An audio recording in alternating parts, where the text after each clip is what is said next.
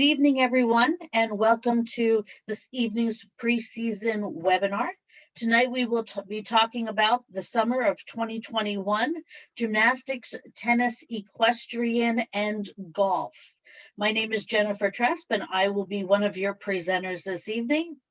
I'm here tonight with Bruce Bach and Teresa Amaturo.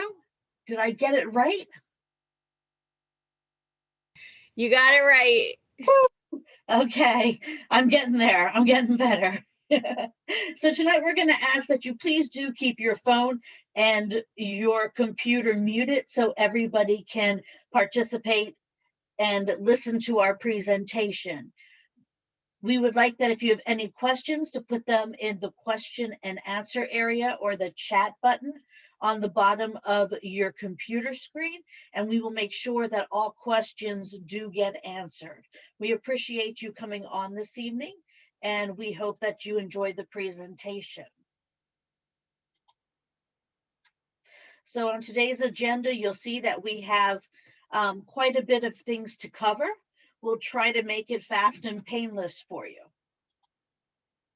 So just a reminder that once we return to training and competition in person, all teams and team skills must have a certified head coach. So for every team you have and for every skills team you have, you must have a certified coach. For individual sports, for every 25 athletes at your training site, you will need to have a certified coach. So if you have 26 gymnasts, you will need to have 2 certified coaches at your training site. Job descriptions and levels of responsibility. As you can see at the bottom of the page, there is a link that will take you to the SOPA website. On our resource page under training, there are more details for the job descriptions. Just some things we wanted to point out is that the head coach must be certified in the sport. They supervise all coaches and athletes. They give the responsibilities to the assistant coaches. They are responsible for equipment and transportation and lodging. They develop the practice plans. They check athletes' medicals, make sure that all their volunteers have their Class A paperwork complete. They complete all required paperwork, which includes training paperwork, competition paperwork, and of course, the wonderful training numbers. Assistant coaches, you are there to help the head coach and supervise athletes within the 1-to-4 ratio. You'll perform duties as assigned to you by the head coach, which might include things as assisting with uniforms, collection of medicals, taking attendance, leading warm-ups or cool downs, or working with a specific group of athletes on a specific drill. Okay. They're also going to have you help evaluate the trainings, the teammates, and everyone involved to make sure that we're all doing the right things. And for both the head coach and the assistant coach, please arrive on time for practice. You should be the first one there and stay through practice, stay throughout the entire practice. You should be the last one to leave. The Visas portal hosts all of our Class A requirements. If you receive a update that your protective behavior or your concussion training or your general orientation needs to be redone, you'll find it here on your portal under the Class A required trainings. Remember, protective behaviors and concussion training must be updated every 3 years. General orientation at this time is once and done. Background check renewal plan. It's that time. If you've been here for 5 years or longer, you may remember when we had to all get our criminal background checks taken care of, and it is time again. So 3 months and 1 week from your expiration date, you're going to receive an email for SOPA, and the email from SOPA is going to give you a heads up that you are expiring in 3 months and that you need to submit a new PA disclosure form. Along with that PA disclosure form, you'll receive an email in 3 months giving you information. It will come from Sterling Volunteers. It's going to tell you how to do your background clearance. Again, there will be two parts to it. There's the state and the national background check on the Sterling Volunteer website. And then you will receive a second email that will ask you to do your PA child abuse clearance on the PA State Compass site. So again, there are the two parts that you have to do. Please make sure you watch for the emails. Again, the first one's from SOPA, the second one's from Sterling Volunteers, and then the third and the fourth all come from Sterling.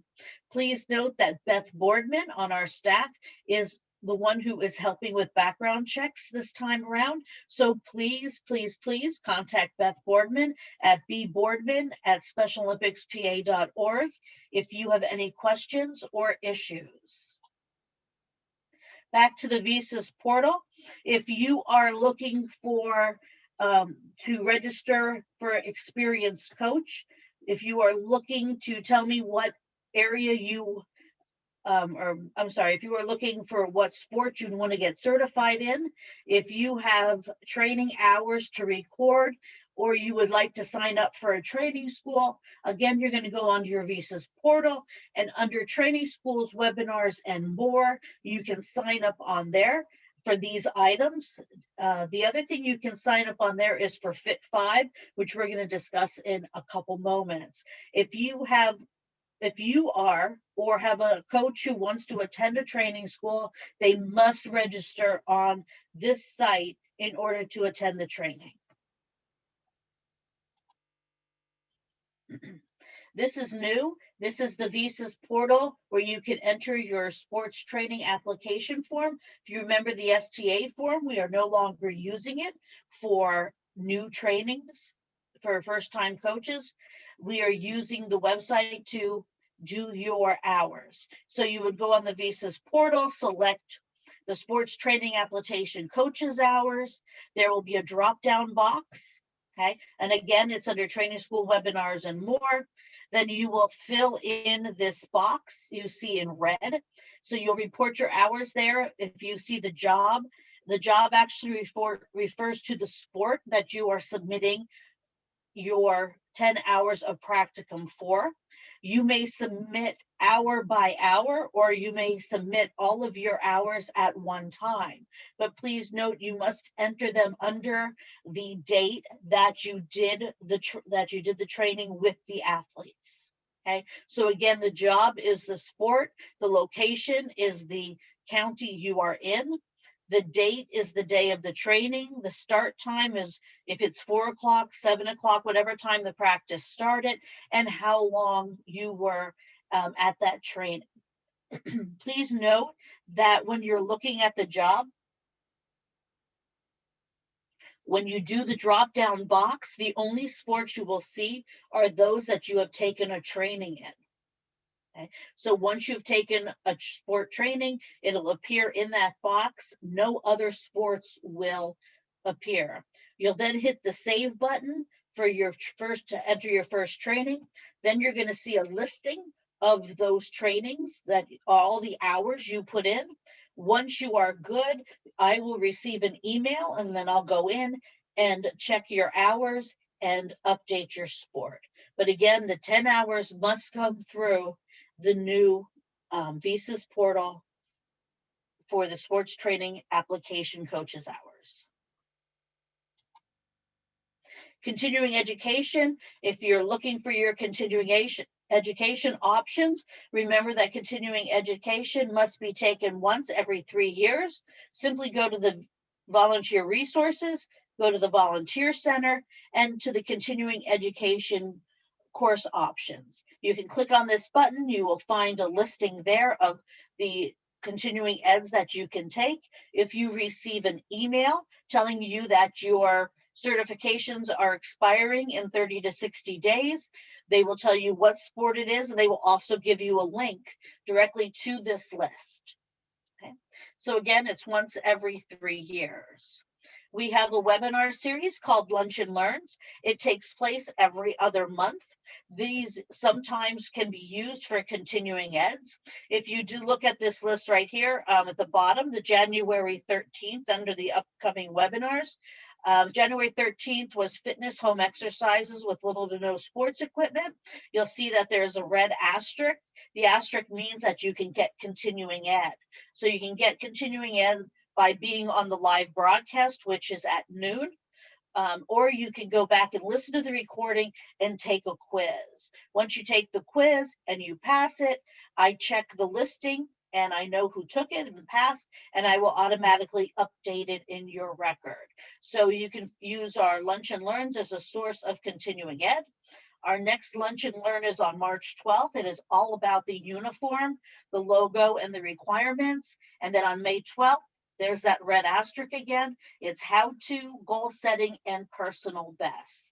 Even if they are not continuing eds, they will always be recorded and placed on the website for you to listen to get that information. Practice plans. This is a step that we often find is overlooked. We find that coaches go to practice, they really don't have a plan. They kind of go in and fly by the seat of the pants. We're asking you to please make practice plans, share them with your assistants. You can share them with whoever is helping you that day. This way you've got a plan, an idea of what's happening. We always know what is step by step is taking place. The participants know what's happening. The other coaches know what's going to be next, so they can help you set up the drills. And it just makes a nice, consistent, flowing practice. So make it flow and create those practice plans. The coaching progression plan, you may have heard of this. I see a couple of you on here who are already in my bronze level coaches and one or two who are silver levels. What this simply is that once you are a certified coach, certified in at least sport, you can begin the process of being a bronze level coach. All you need to do is get activated for Fit 5, do your personal best performance goals, coach Special Olympics athlete course. So you'll need to take that course, and then you'll be able to apply for the bronze level. The Fit 5 activation and the personal best performance goals can actually be done through our fitness heptathlon, which we'll talk about in a little bit. So if you are doing the fitness heptathlon as a coach, the other item you'll need to do is take coaching Special Olympics athlete course to apply for your bronze level. You'll receive a credential with your photo on it that says you are a bronze level coach and a lanyard that says bronze level coach. Then you can move on to your silver level, where you're working on athlete goal setting, training minimum of 10 weeks, and then you're taking the courses Principles of Coaching and also Coaching Unified Sports. Again, you'll receive a credential. This time it will be in silver with a silver lanyard. Then you can move on to the gold, which has advanced sports skills courses. Now you're going to train at least twice a week for a minimum of 10 weeks. You're developing a year-round training and wellness plan for the athletes. And another item that should be on there is you need to take CPR and AED training. And then you can work on your gold. Your gold, again, is a gold lanyard, a gold credential, and a lapel pin signifying that you are a gold level coach. Fit 5, we've mentioned a couple of times. Fit 5 is a training that can be done with your athletes in practice. It can be done before, during, after practice. You just sign up, you watch a small little video, and you receive the materials from Chelsea Hamill. The materials are great. It's a turnkey program, which means you can open up the book and do a lesson and not have to make any plans for it. So you'll talk about the 5. Well, the reason it's called Fit 5 is because you talk about 5 exercising 5 times a week, 5 fruits and vegetables, and drinking 5 bottles of water a day. Okay, so that's why it's called Fit 5. And in each page and for every practice you have, there's a lesson about one of those 3 items. Personal best tracking. We're asking you to start to focus on personal best. We're looking at goal setting to help improve times and performance awareness with the athletes. So we would like to start tracking this. You can enter the personal best scores on their registration form. There will be a box for a personal best score, but please understand the personal best score is not the same as an entry score. The personal best score can be from last year, or it could be the year before that, and it might be something the athlete has not hit or exceeded this year. So the entry score should reflect the athlete's best score from a practice or competition during the current training season. Okay, so the personal best could be this season or last season, but an entry score is this season. We're talking about tracking and why goals are important. You'll see that why goals are important is that it gives the athlete something to strive for, something to work on. Goals keep the athlete focused and allows them to measure success. There should be communication often between you and the athlete. Listen to your athletes, what they have to say, be giving them feedback on it, and then have that hard conversation. If the goal is too lofty and they're not going to reach it, now we need to set up a new goal or come up with something different, okay? And celebrate the successes, whether they're big or small, celebrate them. But again, when they're creating the goal, make sure that you are being realistic and make sure it's something that you feel the athlete can achieve. How to track and measure the goals. At that first practice, you're going to announce and explain goal setting and what it is. You're going to ask the athletes to think about a goal that they would like to achieve. And then the next practices, you're going to talk about it. You're going to allow for alternatives.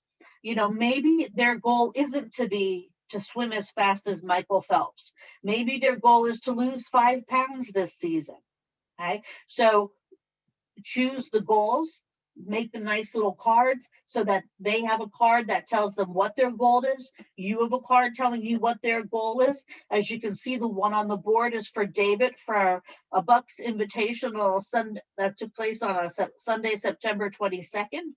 Those are David's long distance running times. So David is trying to run faster to break those times.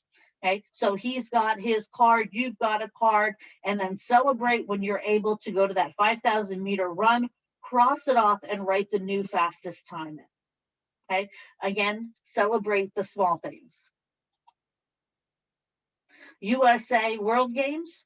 If you have any questions, you're going to contact Mike Ermer. The 2022 USA Games will be held in Orlando, Florida on June 5th to the 11th. On the 2023 in World Games will be in Berlin, Germany on June 16th through the 25th. So again, Mike Ermer is the one to contact if you need information or have questions. Improving communications. We have a Facebook group. It is a closed group. You have to request to get into our group. If you do request to join the group, there are 2 questions that you need to answer. One is, which SOPA local program do you coach for? And what sport or sports do you coach? Please note that if you do not answer these 2 questions, you will not be allowed in our group. So make sure you answer them. This is a great place to get information and updates. It's 100% optional. You may join if you'd like to. People have questions, they put them on here. You're more than welcome to share information, request information, and then Bruce and I and Teresa and Mike Ermer often will be putting on dates, due dates, deadlines, or upcoming events you may want to participate in. So please feel free to join our Facebook page. We'd love to have you. Before we head into returning to activities, just a reminder, all questions can go into the chat area or the question and answer box that is at the bottom of your screen. I'm going to start right now by telling you that we do not have information on return to activities when the vaccine is available. On March 9th, we will be receiving information from the international office.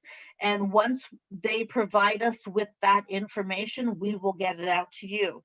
But at this time, the information will have to wait until March 9th. So I'm going to hand it over to Bruce to go over. Sure, thanks, Jen. Yeah, thanks. Good to see so many people on here tonight. Got a big crowd, so that's pretty exciting. Just want to reiterate the coach's Facebook page. So hopefully we'll see some of you going on there tonight and requesting permission to join. So it is a good resource for coaches. I do post the recordings from these webinars to that website, to that Facebook page, and some additional resources. So we try to keep it engaging and fun for the coaches and offer each other some tips and pointers and things like that. So hope to see some more names getting added to the Facebook page tonight. We did have a meeting last Thursday of a very large group. We had over 150 participants, where we gave an overview of our return to activities plan as it currently exists. And Matt Aaron was on that call, who gave some more information about the high-risk individuals and things like that. But just want to reiterate what Jen was saying, that we do not have all the answers at this time within this group.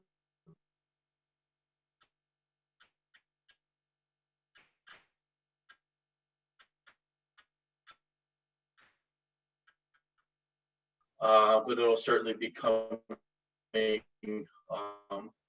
forthright. It'll be as soon as we get the information. Our plan is we're not looking to change sorry, Jen. My internet went down there for a second, so forgive me if that happened. If you look to the left, you can see that the phases that we have starts off in the SOPA phase A, which is the virtual phase, where programs would be, if you're currently not training, if your program is right now, your county is in the substantial phase, and that is directly in line with the substantial phase with the Pennsylvania Department of Health, as well as the SOI phase 0. So that's the virtual phase. Moving over to the right, you'll see that green area there where it says Pennsylvania low or moderate level of community transmission. Those are the phases where programs are allowed to return to in-person training for this upcoming spring. So you'll see that the SOI phase 1 is in correlation with our SOPA phase B, which is no more than 10 participants at a training site. To the right is SOPA's phase C, which is no more than 25 participants or individuals at a training site or competition site. SOPA phase D is no more than 50 individuals at a particular training site or competition venue. And then SOI's phase 3 is in direct correspondence with our phase E. For this spring, we will not be allowing any programs or competitions to go past that phase D, 50 individuals per training site or competition site. So moving on to the next phase, just within the phases, I want to reiterate that when we're talking about participants include athletes, coaches, volunteers, officials, anyone else that is in your direct environment. So the next slide, Jen, will talk about spectators. So we would highly recommend that no spectators are allowed to congregate on the sidelines of activities. Individuals that are providing transportation for participants are asked to remain in their vehicle. So they are not counted within the individual levels of how many participants are allowed at a site. If an athlete or participant does need assistance, that caregiver may remain, provided they are also maintaining the social distancing, for proper hygiene, use PPE, including the face mask. But additionally, those caregivers that are providing requirements for each phase. So those individuals, if they are providing assistance, they will need to be counted within the limitations of each phase. So again, you want to limit spectators, right? Because that's a spectator watching that would have to be included in your site, would be taking away a spot from a potential athlete or an additional coach. So So during the spring, there'll be no spectators allowed at our competitions and or at the training sites. Next slide talks about the new community transmission. If you do recall, back in, I want to say September, October, or last summer when the COVID-19 first started, the state of Pennsylvania used the red, yellow, and green phases to designate where the county lies within the transmission rate. But now the Department of Health is using the low, moderate, and substantial phases of community transmission. We will also be utilizing that. So as of December 1st, in-person activities can be conducted by SOPA local programs, provided that your local county, the county that you're residing in, is in low or moderate levels of community transmission. If your county is in the substantial phase, you would have to remain within the at-home, stay-at-home virtual phase. What Jen brought up right now is the PA level of community transmission. You can look at this. It essentially comes out every Monday. It comes out every Monday, so it's a weekly report that designates what level your county is in. So you're either going to be classified as low, moderate, or substantial. Right now, I think there's over 30 some counties within Pennsylvania that are within that low, moderate phase. So we are definitely trending in the right directions, but unfortunately, not all of us are there yet. So that is what we are using to designate when programs will be allowed to return to in-person training. Again, you can find that on our website as well. So if you're interested, you can look at that and look forward to seeing where your counties are every Monday. Next slide. So if your county is designated as having low or moderate levels of community transmission and then reclassified in substantial phase, your program and your training site would need to revert back to that phase A virtual training. So again, that substantial phase is really the key there with returning to in-person. So when a county is designated as having substantial levels of community transmission, the local program must shut down for at least 14 days. So you'll have to be in each of the phases for 14 days. So if you were in person, whether you're in the 10, 25, 50, and you're reclassified as being in a high risk, essentially in that substantial phase, your site will be asked to shut down and you will have to be stayed virtual for a minimum of 14 days from the time that you are reclassified as either low or moderate. And this will all be communicated through the field team with your site COVID-19 coordinator, as well as working with your local programs. I'm going to close that out for a second there. So I will get to those questions in a minute. Next slide, if we can go to transportation. So transportation within the lower and moderate phases. During the spring, we will not be allowed to travel in passenger buses or in vans. But if your county is in that low level of transmission, you are allowed to cross county lines in order to train and compete. Barring that, if you're in low, you can travel outside your county to another low county for training and competition purposes. If your county is in the moderate level, you will have to remain in your moderate level county, so you won't be able to cross county lines. Some quick guidance that was provided by SOI. Next slide, Jen. Thank you. So as much as possible, we want to make sure that participants travel with members of their own families or with individuals with whom they live with. Additionally, SOI recommends that participants avoid the use of public transportation. Again, if they must use public transportation, they need to make sure that they're wearing proper PPE, maintaining social distance, wearing masks and things like that. So also within participants that are carpooling with someone who does not live with them, they must practice social distancing and wear a mask. Maintain good hand hygiene also must be followed.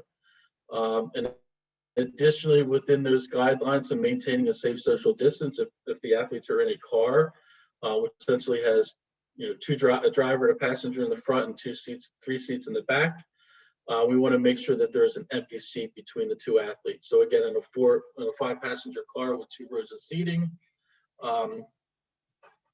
only 4 people would be allowed in the car. If you have that 5th row, we would allow up to 6 individuals, 2 in the front, 2 in the middle, and essentially 2 in the back. Also, in addition, we recommend that if you are carpooling, that there's no shaking hands, no touching, asking the driver of the carpool to roll the window down to get that air exposure throughout the vehicle. If SOPA, if one of the programs are providing transportation within their car to an event or to training, the COVID-19 coordinator or whoever's providing the transportation be trained in the COVID-19 protocols, make sure that we're asking the athletes the screen and tracking report information, as well as taking their temperatures before you provide transportation to that athlete. Face covering, this came about over the winter, that participants must wear a mask while actively engaged in workouts and competition, as well as when they're on the sidelines or in the dugouts or just waiting to get back into the game or back onto the training site, unless they fall under one of the exceptions that are listed on the Secretary of Health's universal face covering order. You can find that order also within our COVID-19 protocols webpage, so you can check that out to see if athletes are exempt from wearing a face mask, but for the majority, you should be wearing a face mask even while actively participating in the activity. I did see a recent article out of Bucks County where Bucks County did send a letter around to their PIA schools that they're removing that, but that is for PIAA schools. SOPA, we're not characterized as a PIAA school. We're characterized as an amateur sports organization. So that banning of that law does not pertain to us. And we're still going to continue to follow Governor Wolf's guidance on face coverings, which includes wearing a face mask while engaged in a workout. So Jen, if you could, if you want to just go around to the COVID-19 webpage so we can demonstrate where it's at, how to find it, what's located there, and some of the resources that are on there. Just want to click on the SOPA website. There we go. So this is our COVID-19 website. It has all the information that we're talking about. It does have the guidelines and recommendations on there. If you scroll down a little bit further, you will see that there's different sections, whether you're a program manager, assistant program manager, there's resources for coaches, resources for athletes and parents. All the information that we talk about is on there. Additionally, if there's any updates to the COVID-19, you will find that information on this webpage as well. As questions do come up and we see a pattern with questions, we do add them to the FAQ page of this website. Additionally, if you can look at sorry, I have to squint here a little bit. If you look under the manager section where it says video resources, if you just click that, you don't have to go into it. But if you see the top one there is the Spring Return to Activities webinar. And that is the webinar that we held last Thursday that had Matt Aaron on it, as well as Chelsea Hamill, who is our COVID-19 coordinator, was on that call, as well as Gina Reed to present the updates to the spring season. All right, thanks. We can move on to the commit to fit. Bruce, before we do that, we have a bunch of questions. So Okay. Let's take care of those real quick. The one was about if your job requires a background check, can you use those clearances? Unfortunately, the answer is no. We are required to have you do your background clearances through our Sterling volunteers. Please note that there is no charge to you, so you can use our services for free, and you are also able to get printouts of your background checks for any other organization. We have a note here that Someone had heard that yesterday the governor lowered the whole state to a moderate level. So No, at this time, the website's not reflecting that. So yeah, so right now I think there might be 32 that are within the low or moderate levels, but there are, unfortunately, I live in Montgomery County, right? We were all happy last week where we were in the moderate phase, and then this coming Monday, we unfortunately reverted back to substantial phase. So that's going to put us 2 weeks out from, essentially returning to activities, hoping that we return to the moderate or low level phase next Monday. But that report comes out every Monday. next question, if we have a limit of 10 people, can we have multiple separate sessions in order to accommodate more athletes? 100%. It's time to get creative, right? How do we get more than, how do we cycle through a team of 25, right? So, a practice, let's just say you have practice on a Monday from 6 to 6:30 for your first group of 20, first group of 10, and then you have another session 6:30 to 7 with another group of 10 athletes. One thing that I would caution you on, though, is you really should try not to have coaches coaching more than one team, coaching more set of 10 athletes, because if you're with that group of 10 and for some reason that the coach has COVID-19 or is contracted COVID-19 and you are coaching a set of 10, you have the opportunity of infecting 20 individuals as opposed to 10. So it would be highly recommended that if you could spread your coaches out, utilize assistant coaches to make that happen, or have a practice Monday, a practice Tuesday. The good news is that if you're within the 10 group, you're within that 10 group for 3 weeks, and then you have the opportunity to move on to phase C, which would be 25 individuals, and then you'd be able to bump it up to 25. And then within the 25 group, 2 weeks in that phase C, you would be able to move on to phase D, where we're able to go up to 50 individuals at a training site. But please note that for each training you have to submit the appropriate paperwork, and you also have to have a different COVID coordinator for each practice session. Right, because it would essentially be a separate training site. So the next question is, when a county goes from substantial to moderate or to low level, is there a waiting period to go back to the in-person training? There is. The waiting period is 14 days.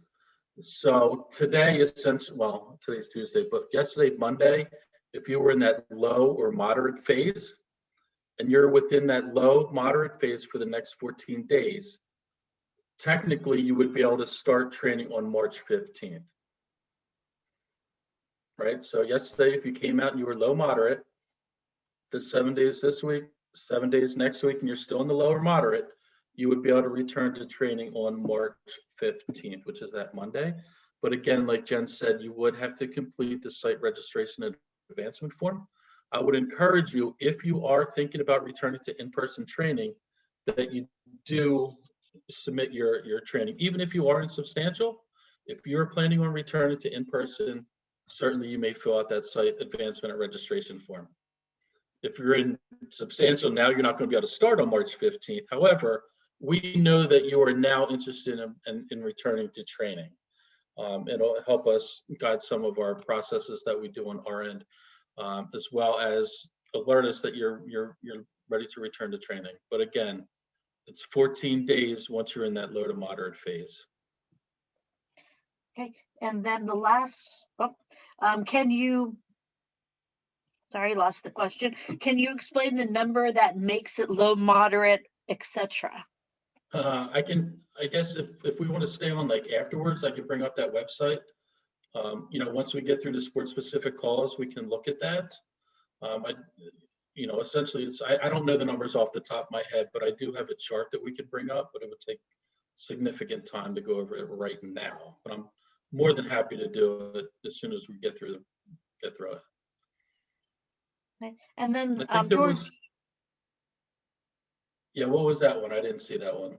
Okay, George is looking for confirmation that the return to the return to activities based on transmission level notification will come from the field director, not simply looking at the site. That is correct. Correct, meaning that the site would fill out that site registration and advancement form, and the field team would be in communication with that individual, which would be the COVID-19 coordinator that submitted that form. And this question is in the Special Olympics website. It says that the high-risk athletes cannot return to in-person activities. My understanding from last week's meeting, everyone is allowed to return. That is accurate, but that's one of the things that we're still waiting for information from SOI. So as part of that high-risk individuals returning to training, everyone who would be returning to training would need to complete a liability waiver before returning to play. We have not received that liability waiver yet from SOI, and that's what Jen was alluding to, that we're anxiously waiting to get more information from SOI. So if I could, I'll move on right to the commit to fit options. I'll kind of go over this pretty quickly. Hopefully a lot of you have been on our webpage, have been on the webinars that we held. But essentially for this spring, there's 3 opportunities, right? One is the Sona Move Challenge, which was the Sona Stride Challenge. The Fitness Heptathlon, again, which is that virtual at-home option. You can also do that at your training site as well. And then lastly, the in-person training was the 3rd option available this spring. So the Sona Stride Challenge has been revamped and renamed for this spring. It's going to be rolled out as the Sona Move Challenge. And this Sona Move Challenge is an 8-week movement challenge to see how many minutes of intentional exercise participants can complete each week. Now, this is different than the Strides Challenge in that in the Strides Challenge, athletes tracked their distance. They set a goal for themselves, whether it was 50 miles, 100 miles, 150 miles. In this Move Challenge, the athletes are tracking their minutes of intentional exercise. So our athletes are not limited to just walking, running, and rolling. They have there's a wide variety of active, engaging, intentional exercise that athletes can record. Participants will have the choices competing as an individual, as a doubles partner, as traditional or unified, or as a team of traditional or unified from 3 to 10 individuals. Registration is currently open, so I would encourage your athletes and yourselves to go on the Sona website and register for the Sona Move Challenge. The deadline for registration will be Sunday, March 14th, with the Sona Move Challenge. Will begin on Monday, March 15th, and it will run for 8 weeks until Sunday, May 9th. Again, the registration link is located on the Commit to Fit website. Within Commit to Fit, there is a Sona Move Challenge webpage, where there's also a Fitness Heptathlon webpage, as well as the in-person training webpage. Next, the Fitness Heptathlon is also set to begin on Monday, March 15th. For those of you not familiar with the Fitness Heptathlon, it is a 10-week training and competition event that comprises of 7 fitness exercises that athletes and partners can select from a menu of 26 different exercises. Again, Jen mentioned earlier, a turnkey program with the Fit 5. Again, this program was designed again as a turnkey program. We have each of the 10 weeks planned out for you. You can find each week's workout on our website. There's also PDFs on there. There's videos. You can simply click on a workout, click the video, and take your athletes through it. But you're certainly more than welcome to be more creative and think of different ways that you can engage your athletes through the Fitness Heptathlon. Again, the athletes can participate as single athletes, doubles, again, unified or traditional, team with traditional and unified. This time we limited the winter at 4 participants per team, but we increased the participants from 4 to 10. So you can have 4 to 10 participants on a team. Again, the rationale behind that is if you have a basketball team that has 10 individuals on your team, you can have your whole basketball team compete as one team. If you only have 8 people on your team, you can have all 8 of your athletes compete on the team. We also removed the 55-second time limit on 4 of the exercises. Looking through the data that we collected, the overwhelming majority of our athletes were able to attain that 55-second mark. So we removed that for this time. We also recommend the other thing that we removed was the counting of the curl ups, the metronome. So we removed the metronome for the curl ups. So we heard a lot of people talking about the metronome. So we decided to eliminate that this time. So for the coaches, I would encourage you to reach out to your assistant coaches and your coaches and your athletes, encourage them to participate in the fitness heptathlon. The visas rosters for the fitness heptathlon will be due by Monday, March 15th. With the baseline scores will be due on Thursday, March 25th. I really want to stress with the fitness heptathlon that you really encourage your athletes and your teams and your fellow coaches to participate in the fitness heptathlon, because if for some reason that you're planning on returning to in-person and you never get to that point where you're able to return to in-person, the athletes are still engaged with something, and that engagement could be virtual through the fitness heptathlon as well as the Strides Challenge. So I would highly, highly encourage you to also participate in the fitness heptathlon. All right, now we can move on to the next one. Sorry, Jen. So those of you who did not participate in the fitness heptathlon, I think we have a pretty awesome webinar coming up on Thursday, this Thursday, March 4th at 7 o'clock. I have invited 4 coaches who have been doing the fitness heptathlon, and they've been doing some pretty neat things. We'll have someone who's been coaching a team of like 4 or 5 individuals. One coach has coached between 15 and 20 athletes at a single session. We also have another coach who coaches individually. So you'll be able to hear from a wide spectrum of coaches in different angles. So hopefully you can tune into that. I think we have over 40 coaches signed up for it right now. So hopefully that number will go up. Again, the fitness heptathlon, if you haven't done it, may seem kind of scary, but it's really not. It is a lot of fun, a lot of positive feedback. So I would encourage you, even if you want to coach in person, join us for that call as well, so you can learn about the fitness heptathlon. Additionally, Jen brought up earlier about the different levels of coaching for the bronze, silver, and the gold. You can also count coaching the fitness heptathlon to count towards each of those levels. So for instance, for the bronze level, where the athletes and the coaches are going to report their scores, their baseline scores, mid-season scores, as well as their final scores. So we would count that as personal best. For the silver, when you essentially train twice a week for 8 to 10 weeks, you can utilize that extra day of fitness heptathlon virtually as one of your 2 days coaching. Gold level, again, where you're supposed to be coaching year round, you can utilize the fitness heptathlon as that year round coaching. So I'm thinking of a soccer coach who, right now only may coach in the fall, bringing back their soccer team, participate as a soccer team in the spring. Again, that would count as year-round training. All right, and then lastly, we have in-person training. So now we're getting to the meat of things. So must be in lower moderate level of community transmission in order to return. Again, we talked about the COVID-19 coordinator and the site registration and advancement form. You want to make sure that your COVID-19 coordinator is completing that form before you return to training in person. You must receive approval from the field team in order to return to training. Again, if you are in that substantial moderate phase, there is that 14-day waiting period. So make sure you get those forms in and you understand what the protocols are. With that being said, I know we're under a time crunch here, so I'm going to pass it over to Teresa to talk through gymnastics. And this next couple of slides should be pretty quickly, so we should be on time. All right, thanks, Bruce.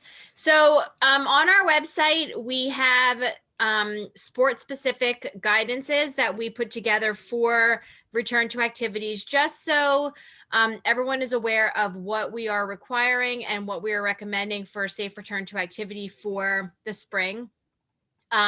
So I encourage you all to go look at the website, and we made them on very specific links so that you can print off just a one page that you can take with you to practice, just so you have the information readily available for you.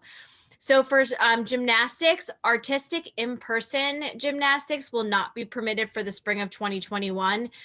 Due to the close proximity of the spotters, we just don't believe that it can be done safely. So it's something that we have decided not to offer for the spring. Rhythmic in-person gymnastics can return to training and competition in phases B, C, and D, following the requirements outlined in our return to activity plan, as well as the specific requirements that we have created for you. One of the things that we've included in all the guidances, just so you're aware, is the link to the governing body. So just making sure that you're reading that and just looking over it and making sure that you're meeting what the governing body for your sport is saying as well.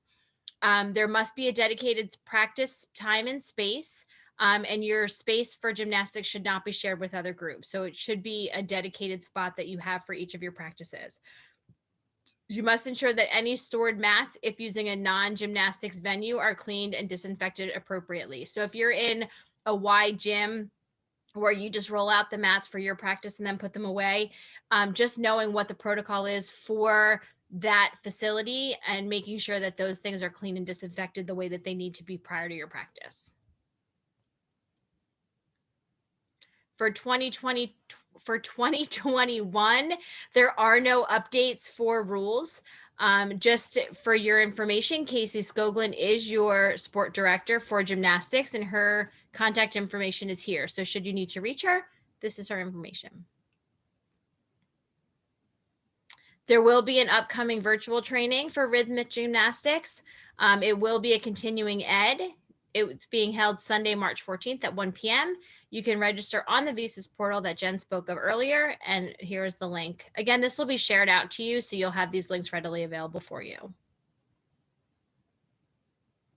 For 2021, equestrian.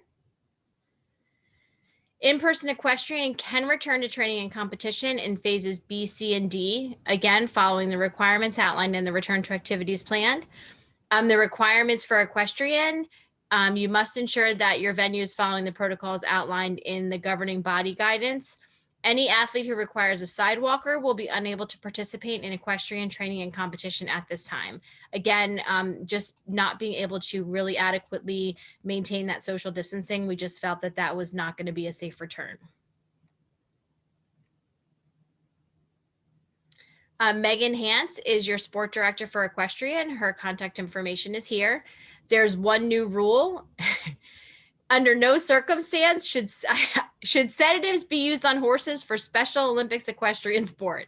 And I know it's not funny, but usually rules are there because something has happened. So that is the new rule for equestrian for 2021. Do not sedate your horses. 2021 golf. Level 1, 2, and 4 are able to return to training and competition in phases B, C, and D. Again, following the NGB guidance. Flags should not be removed from the hole or touched for any reason during golf. No bunker rakes will be permitted for 2021. Players must be in singles or pairs only. They must wear masks and they must maintain their social distancing. Players must walk the course. That's our recommendations. Players must walk the course. We're not allowing the carts for 2021. Use of caddies. Participants are encouraged to carry their own equipment. However, if a caddy is necessary, the participants must maintain social distancing and athletes must pull their own equipment from the bag.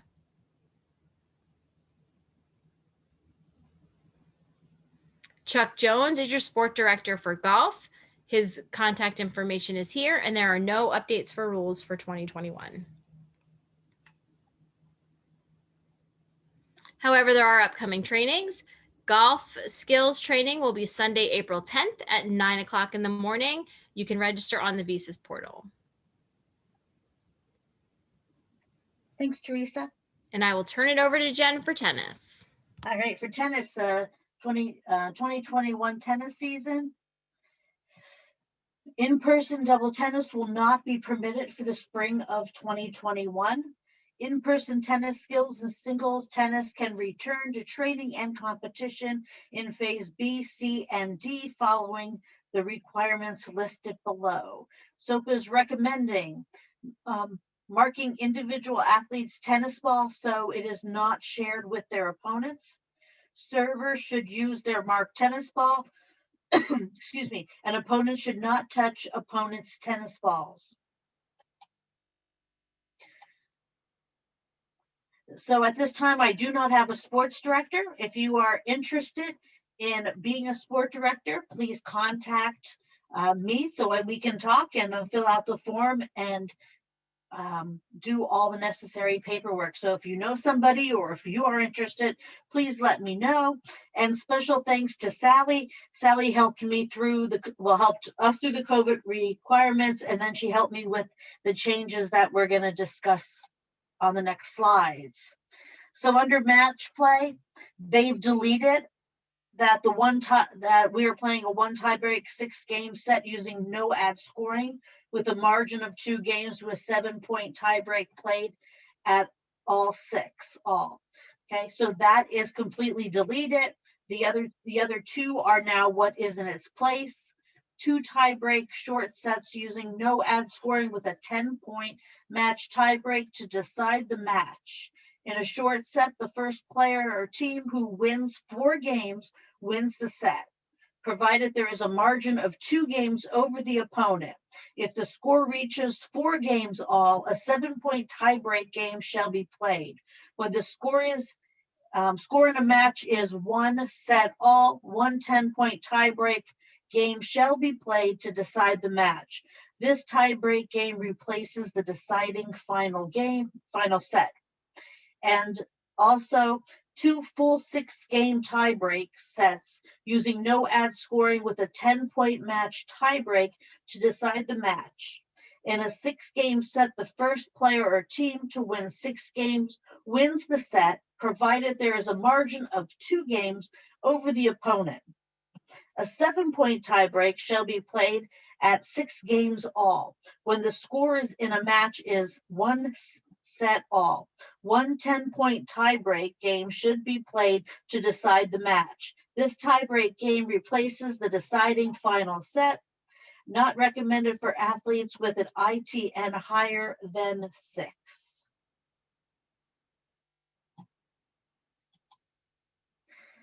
There is some level changes.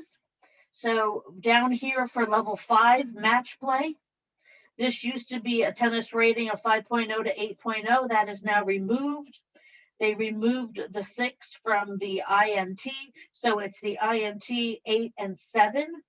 They'll use this the court yellow ball. Okay, so the yellow ball. And then level 6 match play, which used to be tennis rating of 6.5 to 8.0, is now INT rating of 6, removing 7, 5, and 4. Gosh, it's a good thing tennis players understand these things. Okay. They also added some ITN assessment videos. So if you are interested on how to prepare the court, level 4, 5, and 6 hard court play, level 4, 5, and 6 playing on a clay court, or level 3 and 2 on a clay court, or level 2 on a hard court. They do have some video information for you in those cases. All right, so that covers all the sport material we have.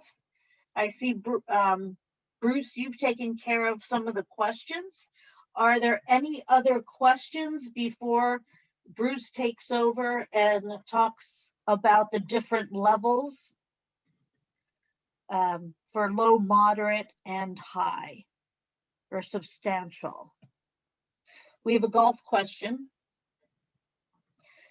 For level 1, use of a driving range may be very difficult if the golfer is to use only their golf balls due to the number of balls needed to practice and to collect their own balls.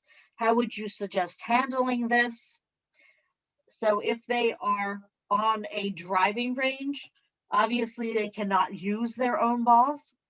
If you are using a makeshift driving range, then you should have the ball. What I would recommend is taking 10 balls, putting a number on them, number 1 on all 10, another 10 with a 2, so each athlete can identify their golf balls.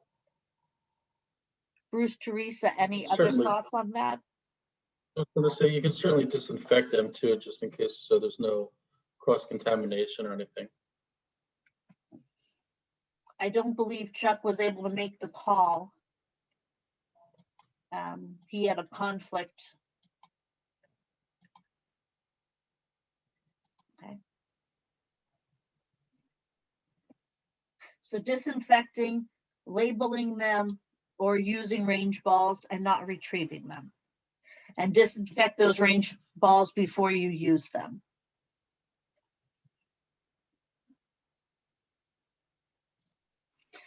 All right, so that will end. If there's no other questions, that's going to end our presentation for tonight.